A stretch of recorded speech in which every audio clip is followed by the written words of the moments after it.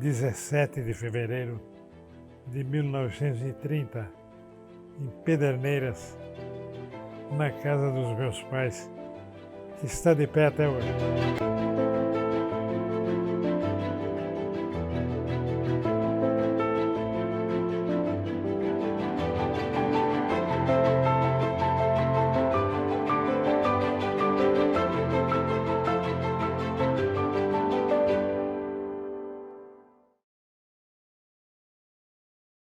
Meus pais são naturais da Espanha, mas foram para o Brasil com os meus avós,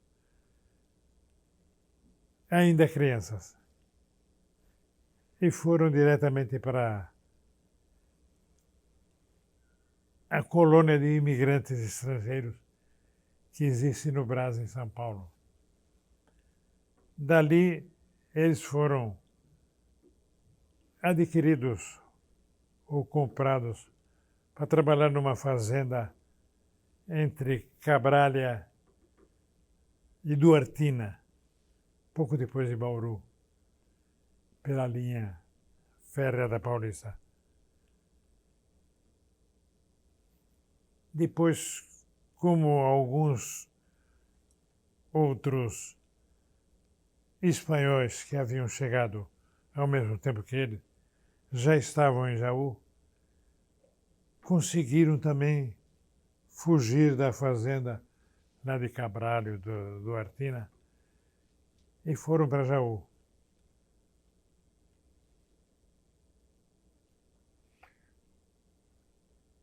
Quando eles se casaram, eles foram morar em Pederneiras. Como eu disse, o meu pai era lenheiro, recolhia lenha nas matas da região e vendia nas padarias, em todas as casas, porque todo mundo tinha um forno no quintal para fazer pão.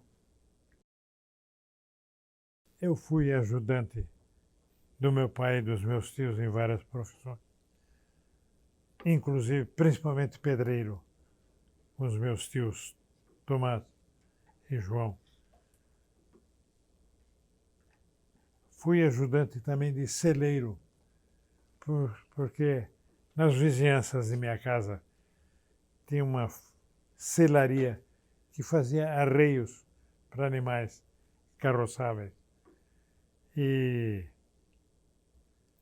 então eu fui ajudante de celeiro também. Depois eu fui trabalhar a convite de um tio que era gerente da loja das Casas Pernambucanas em Pederneiras. Meus pais e minha mãe tinham uma loja de secos e molhados em Pederneiras, em frente da estação ferroviária.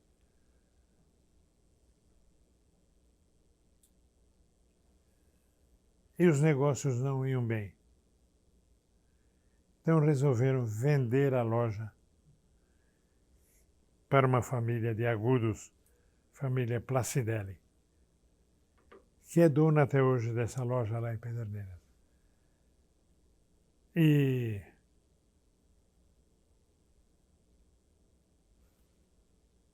fomos para Marília. O meu pai faleceu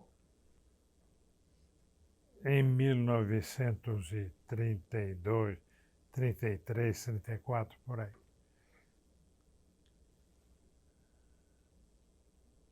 Minha mãe ficou viúva. E ela e uma irmã dela, a tia Brígida, casada com Francisco Garcia, juntaram as duas famílias. E aí fomos para Marília.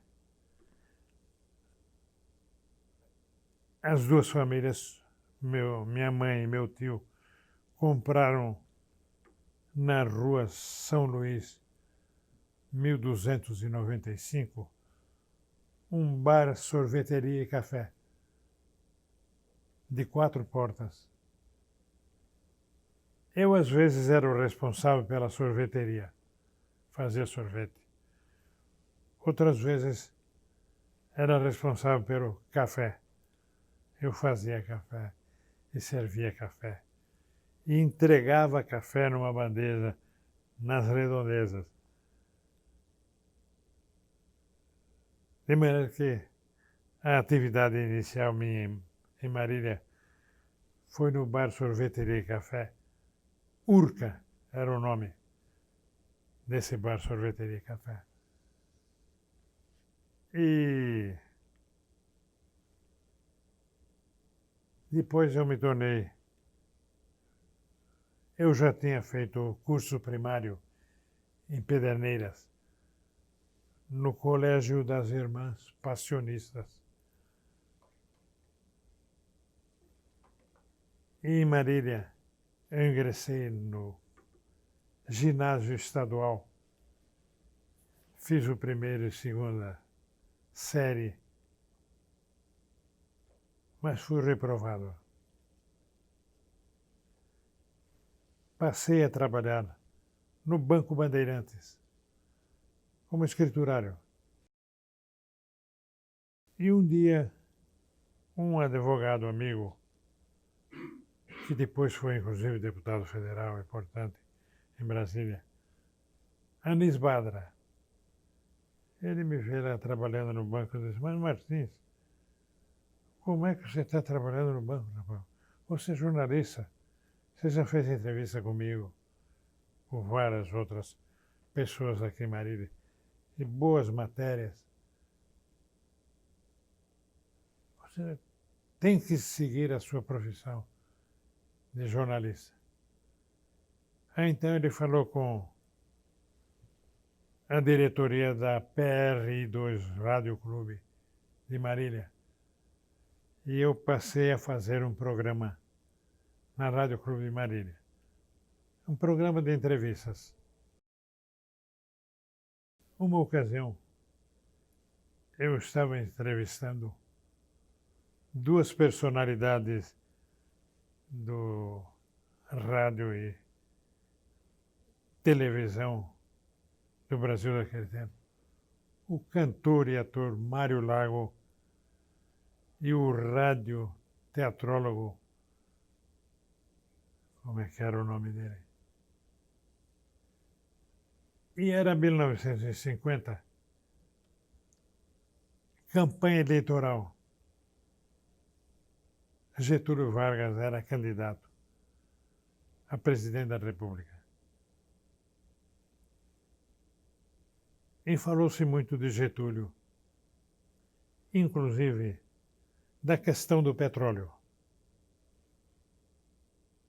Porque defendia-se a criação de uma empresa estatal para a produção de petróleo no Brasil, que não havia nada disso. O delegado de polícia de Jundiaí, que não ia muito com a cara do meu programa, telefonou para o diretor do DOPS em São Paulo, comunicando que a Rádio Clube de Marília, por meu intermédio, estava fazendo a propaganda do Getúlio Vargas.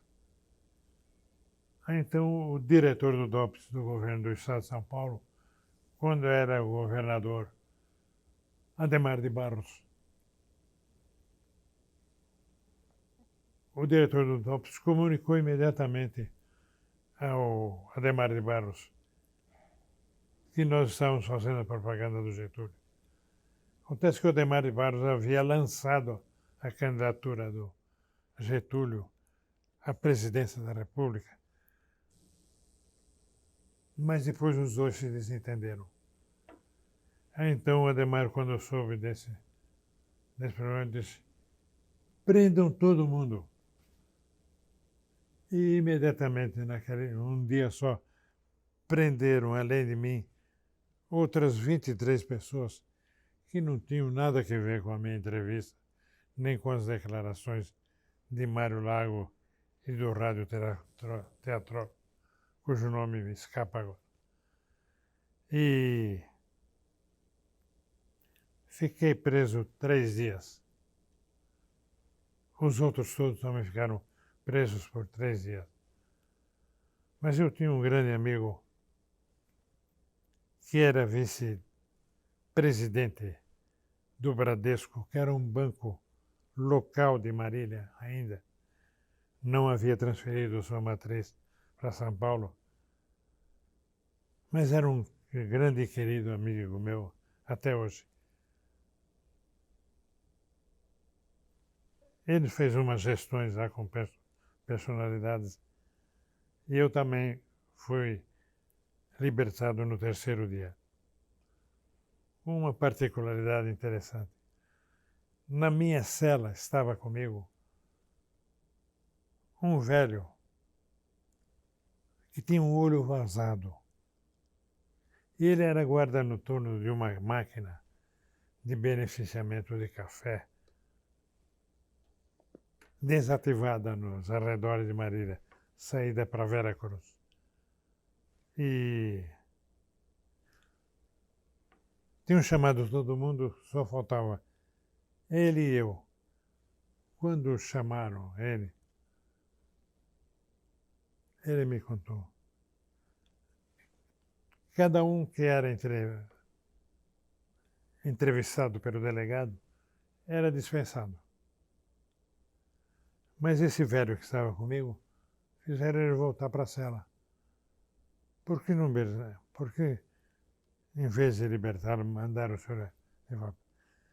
É que eles quiseram que eu assinasse um documento contra o Conselho Mundial da Paz, que fazia uma campanha internacional pela paz no mundo. Eu me recusei a assinar. Então eles disseram, então essa noite o senhor vai de Camburão para São Paulo. Disse, olha, eu estou querendo ir para São Paulo mesmo. Vamos lá. Em seguida eu fui chamado. E aconteceu a mesma coisa. Perguntaram, o senhor assina esse documento contra o Manifesto da Paz?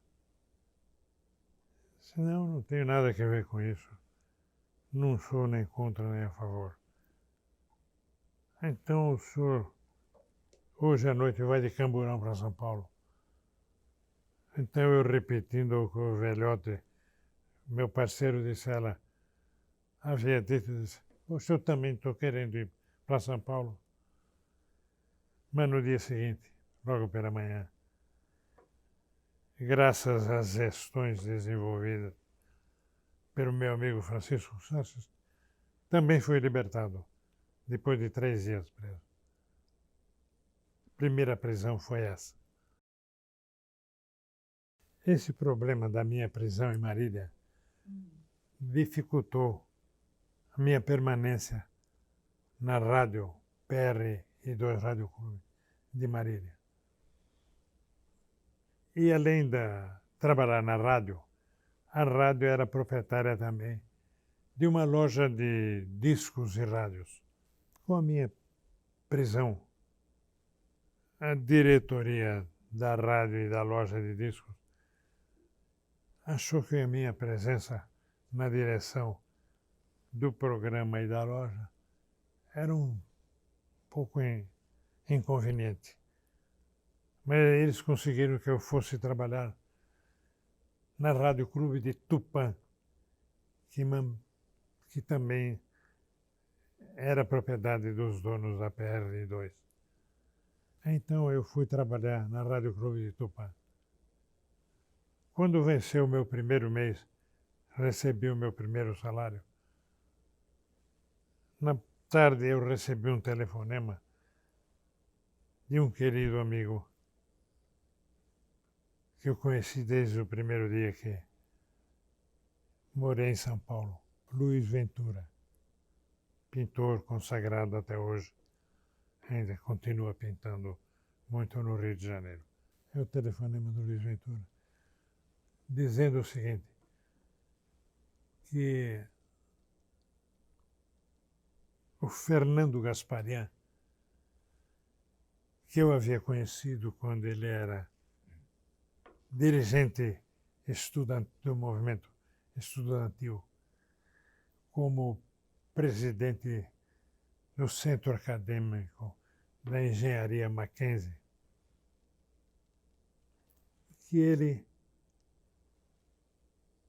por iniciativa do governador Carvalho Pinto, estava ingressando na vida política.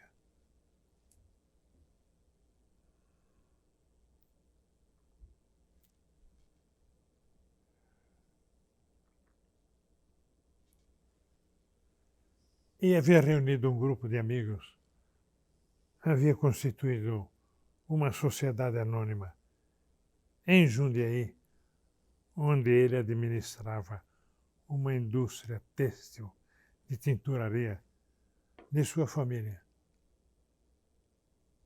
E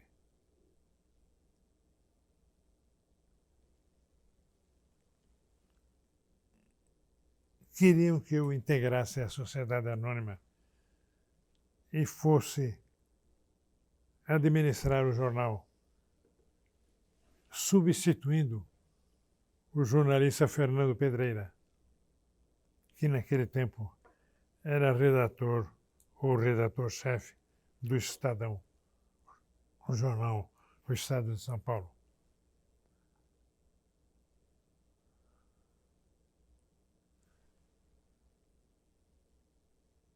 Aí então eu vim para Jundiaí. Fernando Gasparin tomou a iniciativa de comprar o jornal para essa sociedade anônima. O jornal O Jundiaiense era um jornal veterano em Jundiaí, da família do Carlito Veiga. Fernando Gasparin, Fernando Pedreira e Fernando Henrique Cardoso. Fernando Pedreira escrevia artigos que dissessem respeito à situação nacional. O Fernando Henrique Cardoso também escrevia sobre questões nacionais. O Fernando Gasparin fazia pronunciamentos comigo que eu tomava nota e publicava. E um dia, logo nos primeiros dias que eu estava administrando o jornal, eu fui ao centro da cidade, ali entre ainda não era catedral, porque não havia bispo em Jundiaí, ao lado da igreja matriz. Eram umas 10 horas da manhã, havia um grupo de políticos locais tratando da situação política no município, porque já se estava em plena campanha eleitoral para substituir o prefeito Vasco Vinqueruti. Nessa roda de amigos que estavam tomando um cafezinho na porta do bar ali ao lado da Galeria Boquino, o doutor Nicolino de Luca, médico de prestígio na cidade, presidente do PSP, Partido Social Progressista. Quando eu perguntei para ele como é que estava a situação política em Jundiaí, ele disse: olha, Jaime, o Maír Zomianes, em plena campanha eleitoral, fazendo a marcha nos bairros até o gabinete do prefeito, está em plena campanha. E nós não temos ninguém para concorrer a fim de substituir Vasco Vinqueruti.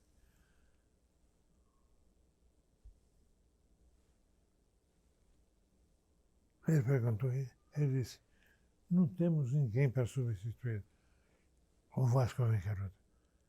E aí eu disse para ele: que tal o Fernando Gasparin? Ele disse: mas ele tem algum interesse? Foi por isso que compramos o jornal. Eu disse: então vamos falar com ele imediatamente. Eu fui com o doutor Nicolino até a indústria têxtil. Falamos com o Fernando Gasparin E ali ele já se tornou o candidato a prefeito pelo PSP.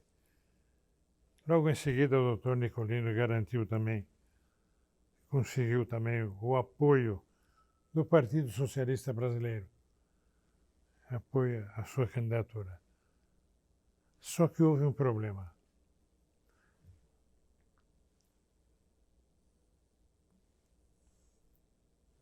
Eu levei o Fernando Gasparin para São Paulo para tirar uma fotografia dele com o governador Carvalho Pinto, que desfrutava de grande prestígio na ocasião. Tinha sido o governador reeleito com apoio do então presidente Jânio Quadros. E tirei a fotografia do Gasparin com o Carvalho Pinto, empapelamos os postes e tapumes com a fotografia dos dois. E a campanha de vento em popa. Eu considerava que a eleição já estava ganha. Mas, de repente, o Fernando Gasparin me chama e diz: Jaime, não sou mais candidato. Só alguns anos depois, ele me contou que o pai dele havia fechado a questão. Ou é a fábrica, ou é a política. E a família do Gasparin não tinha quem o substituísse no comando da fábrica, a indústria têxtil em Jundiaí. Então ficamos sem candidato a prefeito. Fui dormir aquele dia. Como resolver o problema? Eu me lembrei de um outro vereador, professor de grande prestígio na cidade, Carlos Frank, do Partido Democrata Cristão. Então eu acordei no dia seguinte, falei, tem que ser o Carlos Frank o candidato. Em vez de ir falar com ele em primeiro lugar, eu fui para a casa do pai dele, Antônio Frank, ali na Praça dos Andradas, que hoje deve ter outro nome. E fui dizer a ele que, como o Gasparin havia desistido de disputar a prefeitura, queríamos que o filho dele, o Carlos Frank, fosse o candidato da coligação PSP-PSB, Partido Social Progressista, Partido Socialista Brasileiro.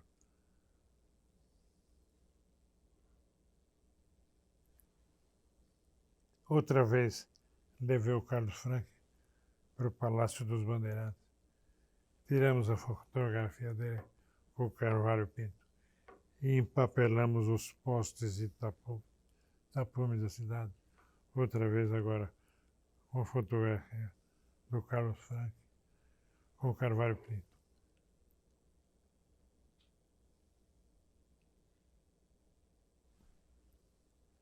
Mas também tivemos logo em seguida um problema. O Carlos Frank era filho do sacristão da igreja. E o Partido Socialista Brasileiro, naquele tempo, que eu chamava o grupo dos turcos, mas além dos turcos da colônia árabe, o Partido Socialista estava em mãos dos maçons de Jundiaí. E os maçons naquele tempo tinham ojeriza por tudo que dissesse respeito à igreja. E se recusaram a manter o apoio do partido ao Carlos Frank, com a desistência do Partido Socialista. A candidatura do Carlos Frank se tornou inviável. Aí eu fiquei com a preocupação de conseguir um substituto para disputar a prefeitura. E um dia nós estávamos no escritório dos arquitetos Araquém Martinho e Antônio Fernandes Paniza, no segundo andar do edifício da Galeria Bocchini. E estávamos ali tratando de ver quem é que a gente podia escolher como candidato. Até que num determinado momento desse bate-papo aí, improvisado,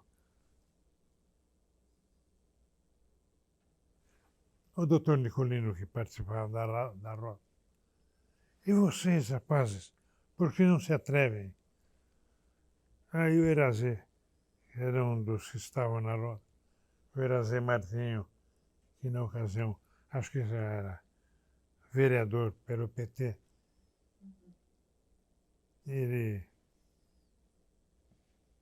o doutor Nicolino disse, e vocês, rapazes, por que não se atrevem? Aí o Erazê perguntou, mas nós quem, doutor Nicolino? E o Nicolino disse, Ara. O Araquém.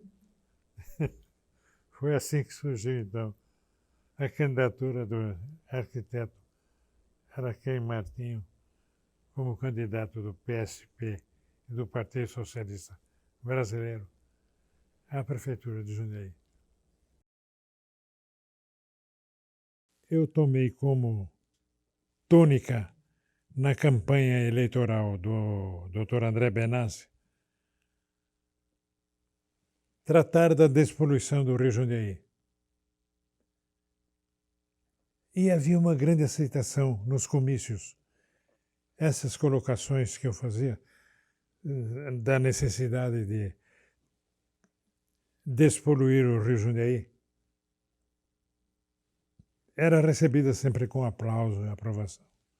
Não só em comícios de ruas e praças, mas também nas entidades em que eu ia fazer a defesa dessa ideia. Os Rotaries, as maçonarias, além do Rotary, é outra entidade internacional. As escolas superiores, secundárias, primárias, em grande número, eu ia pessoalmente ou com o André Benassi fazer a defesa da campanha de despoluição do Rio Jundiaí.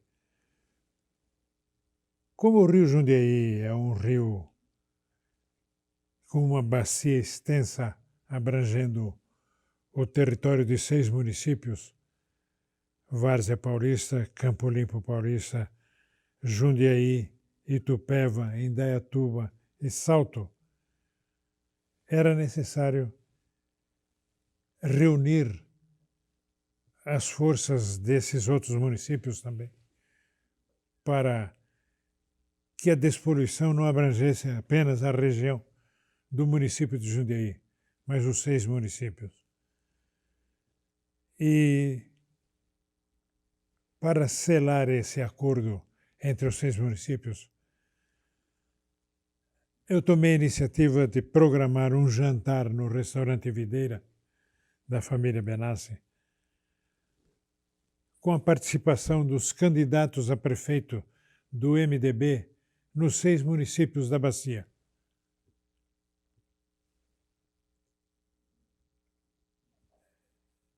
E vieram os 6 principais candidatos do MDC nesses 6 municípios. Durante o jantar, eu escrevi um texto que seria subscrito pelos 6 candidatos, comprometendo-se a, se eleitos, tratar de despoluir o Rio Jundiaí. O Sérgio Vestim tomou a iniciativa de convidar o engenheiro Zulauff, Nelson Zulauff, para vir participar da campanha de despoluição do Rio Jundiaí. Era um engenheiro sanitarista, possível futuro presidente ou superintendente da Sabesp, e não deu outra. Os seis candidatos foram eleitos. No dia da posse do André Benassi, no gabinete dele, toca o telefone, eu atendo porque ele estava conversando com uma multidão que invadiu o seu gabinete. E era o Nelson Zulauff ao telefone. Disse: ô Jaime, quero cumprimentar o Benassi pela sua posse agora. Eu passo então o telefone para o Benassi. Depois eu retomo o telefone e pergunto para o Zulauff: como é que fica a despoluição do Rio Jundiaí? Disse: olha, Jaime, vocês estão tomando, o prefeito toma posse no dia 1º de janeiro, mas o governador só vai tomar posse no dia 15 de fevereiro. De maneira que só depois disso é que eu vou saber se vou para a CETESB ou se vou para a Sabesp. Ele acabou sendo presidente da CETESB. Me disse: olha, quando chegar, me telefone imediatamente e vamos tratar de fazer uma reunião em Jundiaí com os 6 prefeitos eleitos e tratar de como executar o projeto de despoluição do Rio Jundiaí. E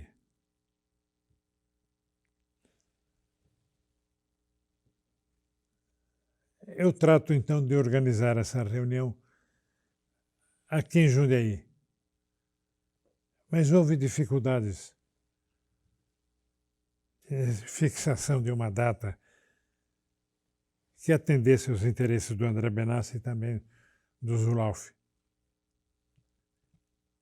Aí então a reunião foi programada a pedido do prefeito José Tonin para o município de Indaiatuba. Então houve a primeira reunião com essa finalidade em Indaiatuba.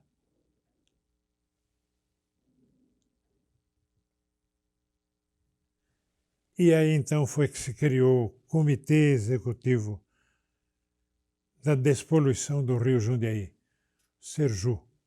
Durante o governo do André Benassi, a primeira administração do André Benassi,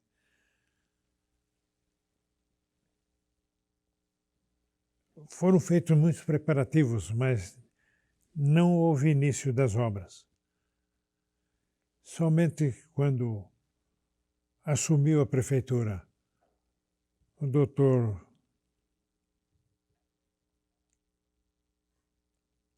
Valmor Barbosa Martins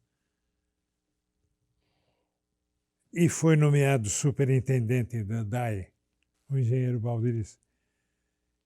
Ele tomou a iniciativa de fazer contato com a Federação das Indústrias e também diretamente com as indústrias ribeirinhas do rio, que são os maiores poluidores.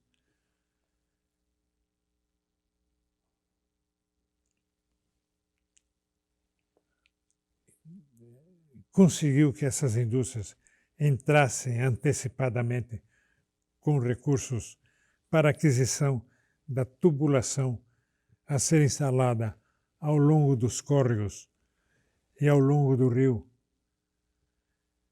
para receber os esgotos e conduzi-los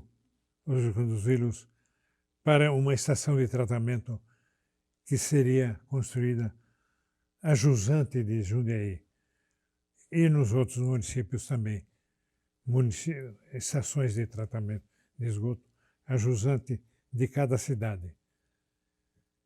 E as indústrias fizeram um adiantamento de recursos para esse fim, e esses recursos seriam retribuídos às indústrias ribeirinhas com descontos nas contas mensais de água e esgoto dessas indústrias. Foi uma solução genial que agilizou a execução do projeto de despoluição do Rio Jundiaí. Criado o Serju, foram realizadas 20 reuniões ao longo do rio e os córregos ou afluentes,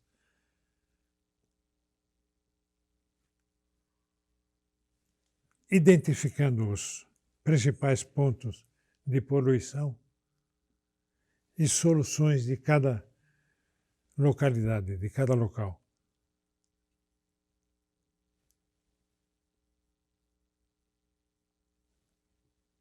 Eu, na coordenadoria do planejamento, participei de todas essas reuniões do Serju, juntamente com outros altos responsáveis da prefeitura, durante a gestão do André Benassi, principalmente o Rui Chaves. Na administração do Valmor, principalmente o Baldiz. As obras de instalação das redes ao longo dos afluentes e do Rio Jundiaí continuaram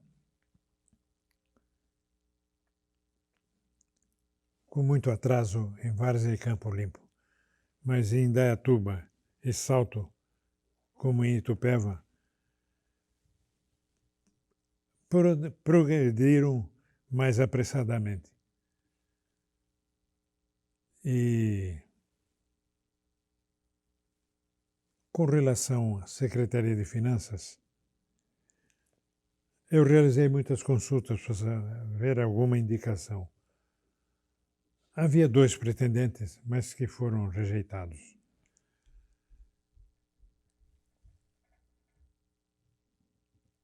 Um dia, conversando com o arquiteto Araquém Martinho, pedindo dele uma sugestão, ele disse, olha, o caixa do banco era um banco que tinha na rua Barão, esquina com a Monlevade.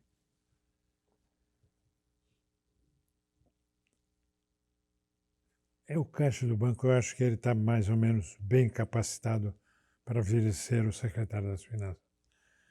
Era o Sérgio Del Porto. Então eu fui até o banco e convidei o Sérgio Del Porto para participar de uma reunião que haveria na noite seguinte no escritório do irmão do Castrinho, ali na própria Rua do Rosário.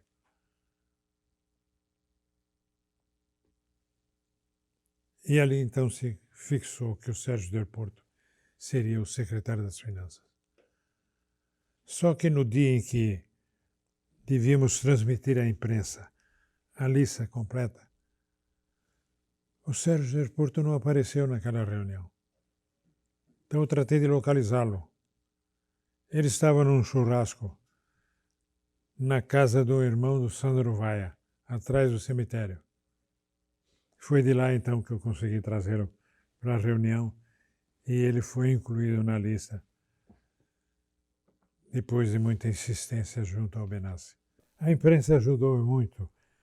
Eu gostaria de destacar que, principalmente a contribuição destacada ele era diretor do Jornal da Cidade, faleceu. O Mazzuni dava manchetes e manchetes de primeira e nas páginas secundárias também,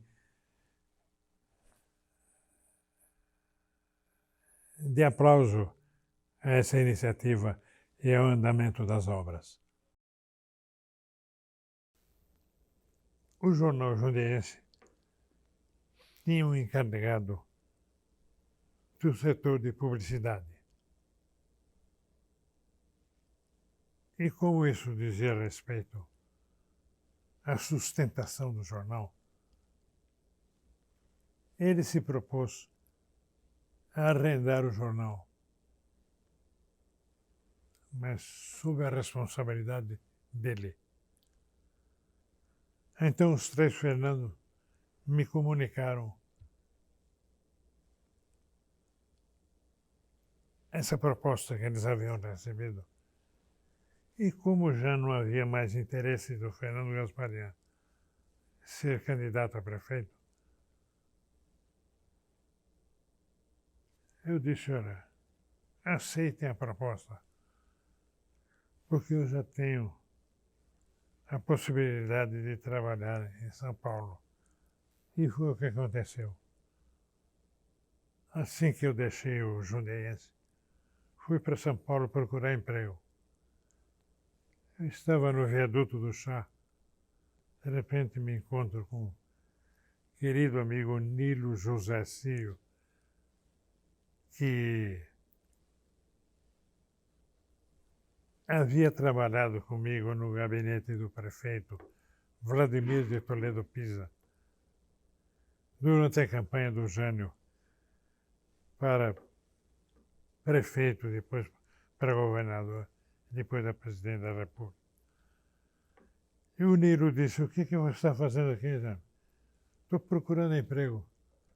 Eu disse, então amanhã às 10 horas esteja na redação da Última Hora, que era um vibrante vespertino daquela ocasião em São Paulo, e você assume o meu lugar como um dos redatores do jornal. Então, no dia seguinte, eu passei a trabalhar na Última Hora.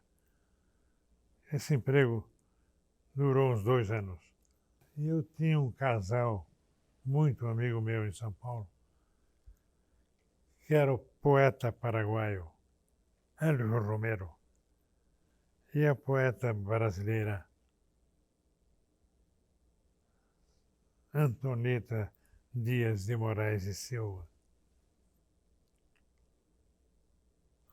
E um dia eu recebi um telefonema, eram queridos amigos, recebi um telefonema do Hélio Romero, dizendo, Jaime, eu queria que você fosse comigo ao DOPS.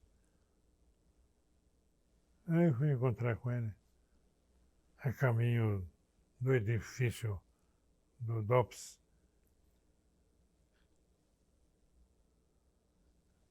Ele disse, eu preciso que você vá comigo, porque eu vou retirar o visto, porque eu vou viajar com a Antonieta para o exterior. E há um acordo da Polícia Política do Brasil com a Polícia Política do Paraguai. Sempre que um paraguaio residente no Brasil queira sair do Brasil, o visto de saída é dado pelo DOPS, que comunica imediatamente à polícia do Paraguai que esse paraguaio estava saindo do país.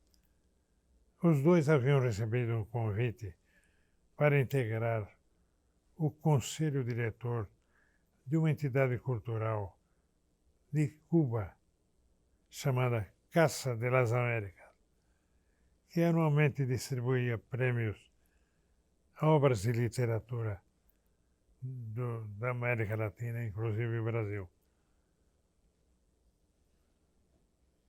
Então, eu fui com ele ao DOPS. Ele entregou o passaporte para obter o visto de saída. Demorou 1 hora e pouco. Devolveram o passaporte para ele já com o visto de saída. E quando saímos do DOPS, íamos passando por uma lanchonete. Ele disse, vamos entrar aqui um pouco, quero conversar com você. Aí ele me mostra o passaporte. Eu vi que era um passaporte, as primeiras páginas rasuradas. Era bem visível que haviam apagado o nome do dono do passaporte e posto o nome dele.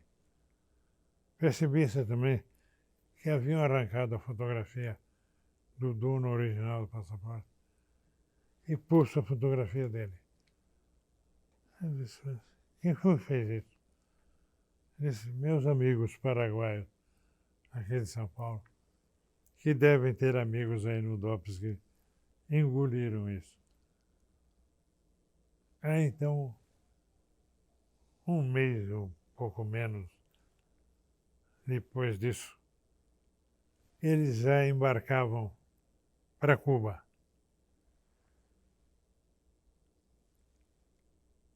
E eu fui ao aeroporto de Congonhas, que naquele tempo era o aeroporto internacional, para me despedir deles. E no momento em que eles já iam para o avião, o Elvio me pergunta: Jaime, se pintar um convite para você trabalhar num país socialista, você toparia? Eu disse: olha, conforme o país.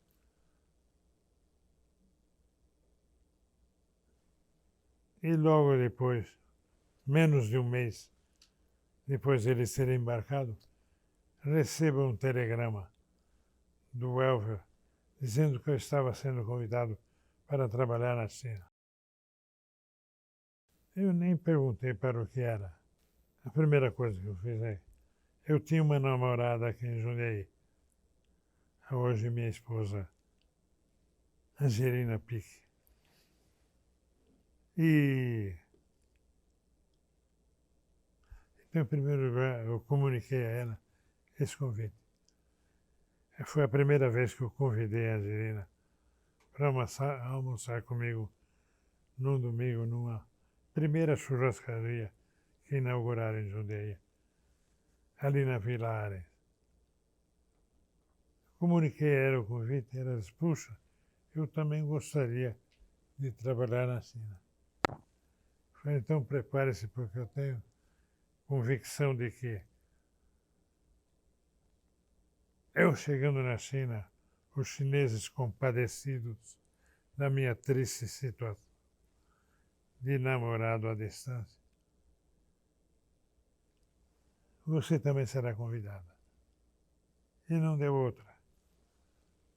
Mas antes disso, houve os preparativos de viagem. A família da Angelina é muito católica. Eu achava que ela devia sair da casa dela já casada comigo. Então telefonei para o Cláudio Zambon Clemente, responsável pelo cartório de registros e outras coisas. Ele disse: você tem que vir aqui assinar no livro. Eu falei: mas Cláudio, só para casal, se eu for aí eu vou ter que gastar uns 7, 8, 10 mil dólares. E não houve como resolver esse problema com alguns detalhes incontáveis, mas conseguimos uma procuração para Angelina se casar com meu irmão mais novo, o Gregório. E foi assim que a Angelina... Eu saí em abril para a China, ela saiu em setembro, outubro. Está fazendo algum ano redondo esses dias aqui.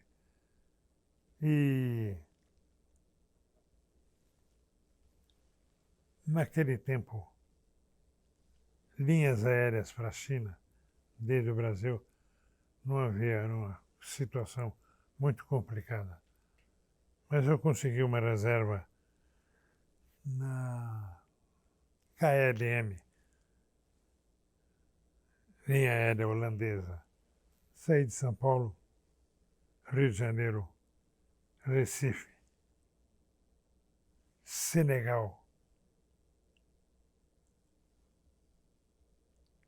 Lisboa, Zurique, Praga, Moscou, depois uma série de cidades da Rússia siberiana, Irkutsk, Omsk, Novosibirsk, Khokhakhot e Pequim. Foi assim que eu cheguei na China. Era uma aventura. para Angelina uma aventura muito maior. E, diferentemente do que aconteceu com a União Soviética, a China era vista, em geral, com muita simpatia, inclusive aqui no Brasil. O que já não acontecia com a União Soviética, que desfrutava de muita antipatia. Em 1950, quando eu estava em Marília, eu recebi um telefonema de um jornalista de Marília,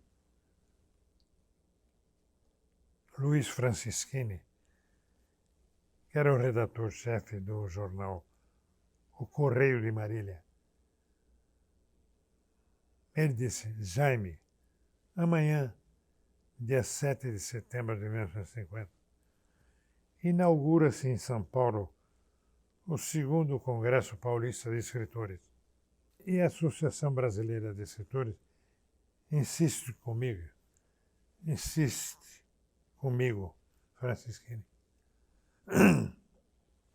em que Marília envia um representante dos escritores da Alta Paulista para esse congresso. E eu, Luiz Francischini, sou convidado. Mas eu não posso deixar o jornal. Eu quero que você vá no meu lugar. Eu disse: poxa, eu nem sou escritor. Como não? Você já publicou aqui entrevistas, poemas, crônicas. Eu insisto em que você vá. Aí eu disse para ele: bom, estou recebendo hoje meu primeiro salário aqui na Rádio Clube de Tupã. Eu vou por atenção a você, Francischini. E foi assim que eu desembarquei em São Paulo, na manhã do dia 7 de setembro. Foi a minha vida, pelo menos, durante 10 anos, em que eu assumi a direção desse programa da TV Cultura de São Paulo, de 1990 a 99. Eu me dediquei com o maior empenho à boa realização de cada programa Roda Viva. Além de convidar personalidades para o centro do Roda Vida, a cadeira giratória, eu tinha que convidar também 6, 7 ou 8 interlocutores para interrogar a figura central. Isso era precedido de um trabalho que eu realizava pessoalmente, recorrendo aos arquivos de jornais, revistas e recortes da TV Cultura, tirando cópias desses materiais que diziam respeito a cada entrevistado. Eu fazia um dossiê com 10, 20, 30, 40, 50 páginas, até quase 100 páginas, caso do Fernando Henrique.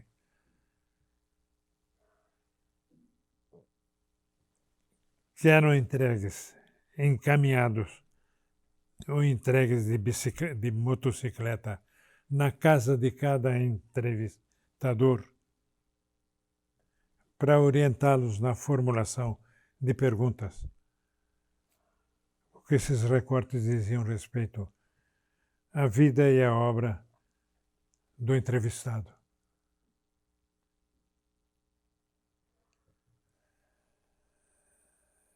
Esse material todo, por iniciativa da diretora da TV educativa,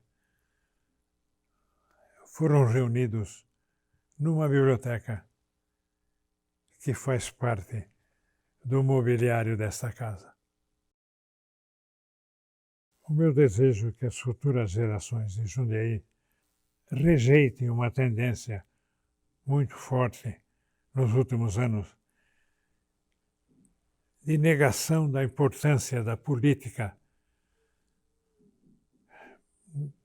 para o futuro da cidade e de sua população. E que haja uma concentração de preocupação com relação a saneamento básico do município.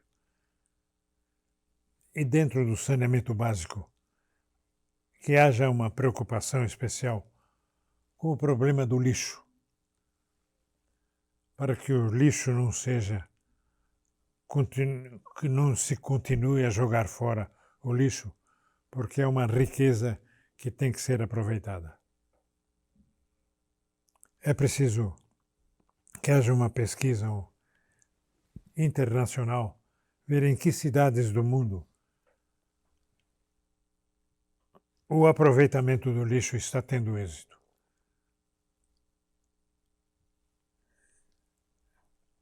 Eu mesmo, se tivesse que participar, ser candidato ou participar de alguma campanha eleitoral futura, eu trataria de ter como